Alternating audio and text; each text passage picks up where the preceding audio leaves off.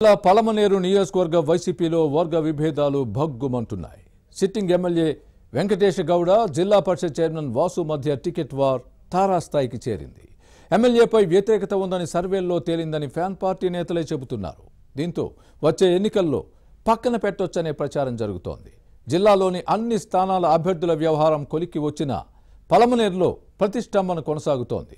మరోవైపు ఇక్కడి నుంచి మాజీ మంత్రి అమర్నాథ్ రెడ్డి టీడీపీ అభ్యర్థిగా బరిలోకి దిగనున్నారు. YCP sitting MLA Venkatesh Gowda తెలుగుదేశంకు గట్టి పోటీ ఇవ్వలేరని ఫ్యాన్ పార్టీ భావిస్తోందా? అమర్నాథ్ రెడ్డిపై పోటీకి ధీటైన అభ్యర్థిని అన్వేషిస్తోందా? టికెట్ తన జేబులోనే ఉందని ఎమ్మెల్యే చెప్పడంలోని ఆంతర్యమేంటి? Was the story?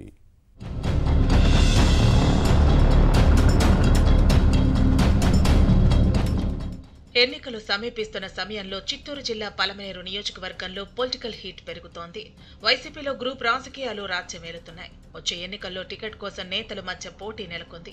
Sitting MLA వెంకటే Gowda జిల్లా పరిషత్ చైర్మన్ సీటు కోసం ప్రయత్నిస్తున్నారు. ఈ ఇద్దరు నేతల మధ్య ఆధిపత్య పోరు తారాస్థాయికి చేరింది. టికెట్ తన జేబులోనే ఉందని ఎమ్మెల్యే చెబుతుంటే ఆయనకు మించిన తోపులు చాలా మంది ఉన్నారని జడ్పీ చైర్పర్సన్ చెబుతున్నారు. వచ్చే ఎన్నికల్లో పలమనేరులో ఎవరు పోటీ చేస్తారనే అంశంపై ఫ్యాన్ పార్టీలో ఇంకా స్పష్టత లేదు. ఆ పార్టీ ఇప్పటి వరకు విడుదల చేసిన ఏ జాబితాలోనూ సిట్టింగ్ ఎమ్మెల్యే వెంకటే గౌడ పేరు లేకపోవడం చర్చనీయాంశంగా మారింది. ఈ మధ్య పలువురి పేర్లు ప్రచారంలోకి రావడంతో సిట్టింగ్ శాసనసభ్యుడి టికెట్ విషయంలో సందిగ్ధత నెలకొంది. సిట్టింగ్ ఎమ్మెల్యేకి టికెట్ ఇస్తారా లేదా అనే అంశంపై చర్చోపచర్చలు సాగుతున్నాయి.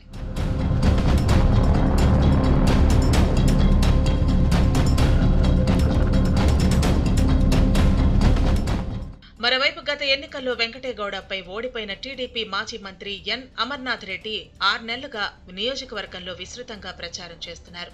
ఇంటింటికి తిరుగుతూ ప్రజలను కలుసుకుని తెలుగుదేశం విధానాలను వివరిస్తున్నారు. ఎక్కడికెళ్లినా వైసీపీ క్యాడర్ ఈ నేత సమక్షంలో టీడీపీలో చేరుతున్నారు.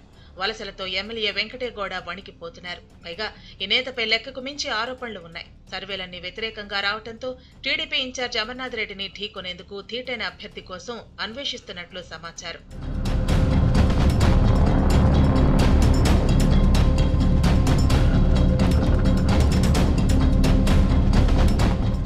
రాజకీయంగా అనుభవం లేని వెంకటే గౌడ 2019 ఎన్నికల్లో పలమనేరు నుంచి గెలిచిన తర్వాత వైసీపీ సీనియర్లను పట్టించుకోలేదనే విమర్శలు ఉన్నాయి. దీంతో వారంతా వ్యతిరేకంగా మారారనే టాక్ ఉంది. నామినేటెడ్ పదవుల కేటాయింపుల్లోనూ ఏకపక్షంగా వ్యవహరించారనే విమర్శలు లేకపోలేదు. కర్ణాటకకు అక్రమంగా ఇసుక తరలించి సొమ్ము చేసుకున్నారనే ఆరోపణలు ఉన్నాయి. చల్లని చెక్కులతో క్వారీ కొనుగోలు చేశారనే విమర్శలు వచ్చాయి. కర్ణాటకలోని కేజీఎఫ్ కోర్టులో ఈ కేసు ఇప్పటికీ నడుస్తోంది.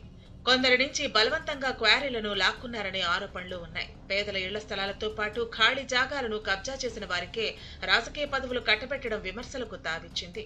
దీంతో సిట్టింగ్ ఎమ్మెల్యే వెంకటే గౌడపై ప్రజల్లో వ్యతిరేకత వచ్చిందని చెబుతున్నారు.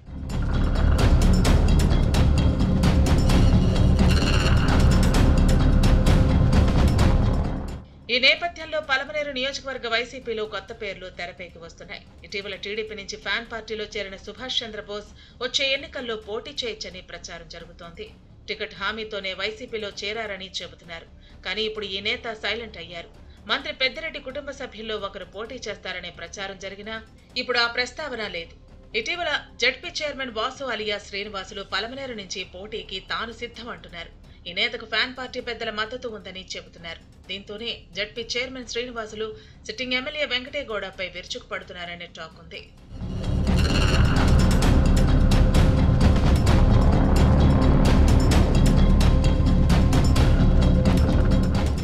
టికెట్ తన జేబులో ఉందని అంటూ ఎమ్మెల్యే వెంకటే గౌడ వ్యాఖ్యానించడంపై అధికార వైసీపీలో తీవ్ర దుమారం రేపుతోంది. సుమారు 10-15 రోజులుగా ఈ నేతపై రకరకాల కథనాలు మీడియాలో వస్తున్నా స్పందించలేదు. యాత్ర 2 సినిమా విడుదలైన రోజు నాయకులు కార్యకర్తలతో కలిసి పలమనేరులో సినిమా చూశారు. అనంతరం బయటకొచ్చిన ఆయనతో టికెట్ వ్యవహారంపై జోరుగా సాగుతున్న ప్రచారం అంశాన్ని మీడియా ప్రస్తావించింది. తడుముకోకుండా టికెట్ తన జేబులోనే ఉంది కదబ్బా అంటూ ఆవేశంగా బదిలిచ్చి వెళ్లిపోయారు ఎమ్మెల్యే. మరి జేబులో టికెట్ పెట్టుకుని ఉంటే వైసీపీ అధిష్టానం ఇప్పటి వరకు ప్రకటించిన జాబితాల్లో వెంకటే గౌడ పేరు ఎందుకు లేదనే చర్చ సాగుతోంది.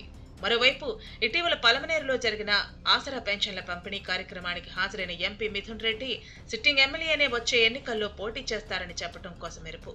ఈ నియోజకవర్గ వైసీపీలో భవిష్యత్ పరిణామాలు ఎలా ఉంటాయో చూడాలి మరి.